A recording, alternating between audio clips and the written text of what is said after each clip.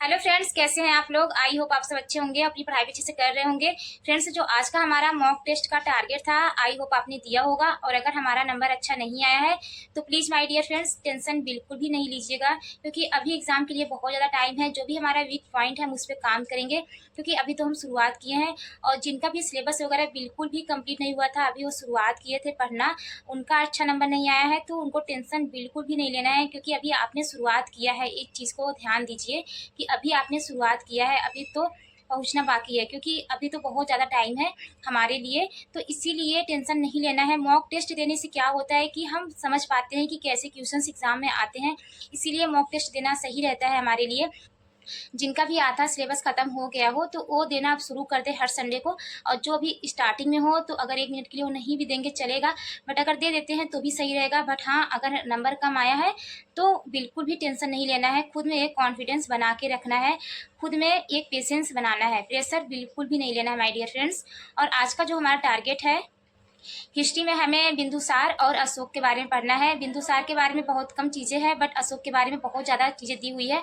तो अशोक के बारे में और बिंदुसार के बारे में भी हमें अच्छे से पढ़ लेना है। अगर आपके पास लूसेंट है तो लूसेंट से पढ़ लीजिएगा, अदरवाइज अगर आपके पास खान सर की कोई बुक है या फिर किसी भी टीचर से आपने नोट्स वगैरह बनाई हो तो वहाँ से बिंदुसार के बारे में और अशोक के बारे में पढ़ लेना है।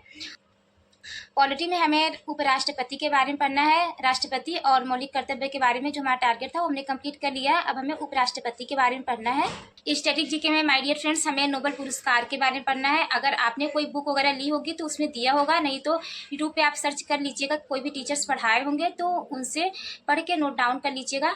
और फ्रेंड्स, मैथ में हमें 50 क्वेश्चंस प्रैक्टिस करना है। तो जो भी सब्जेक्ट आपका खत्म हो गया हो वहाँ से 50 क्वेश्चन हमें प्रैक्टिस करना है। रीजनिंग में आपका जो भी टॉपिक खत्म हो गया हो 50 क्वेश्चन हमें रीजनिंग का भी लगाना है। और फ्रेंड्स, हमें करंट अफेयर्स की क्लास भी लेनी है। किसी भी टीचर से जो जिससे भी आप पढ़ रहे हो उनसे करंट अफेयर्स पढ़ लीजिएगा। अगर आपके पास कोई बुक वगैरह है तो बुक से भी पढ़ सकते हैं। और फ्रेंड्स, हमें साइंस पढ़ना है। तो साइंस में हमारा जो भी टॉपिक खत्म हो गया हो साइंस का, उसको हमें पढ़ लेना है। और साइंस का क्या करना है, अगर आपके पास कोई पीवाईक्यू होगी, कोई बुक वगैरह होगी, तो जो टॉपिक हमारा खत्म हो उससे सॉल्व कर लेना है। नहीं तो टेक्स्ट बुक से अगर आपने सब्सक्रिप्शन लिया होगा तो वहाँ पढ़ा होगा कोई भी टॉपिक, जैसे कि आपने सेल वगैरह खत्म किया तो सेल का वहाँ पे पीवाईक्यू होगा, उसको क्या करना है फिर लगा लेना है टेक्स्ट बुक से। फ्रेंड्स, ये रहा आज का हमारा टारगेट। और अगर आपका मॉक टेस्ट में नंबर नहीं अच्छा आया है तो टेंशन बिल्कुल भी नहीं लेना है, धीरे धीरे आने लगेगा। जो भी हमारा वीक पॉइंट है उस पर काम करना है।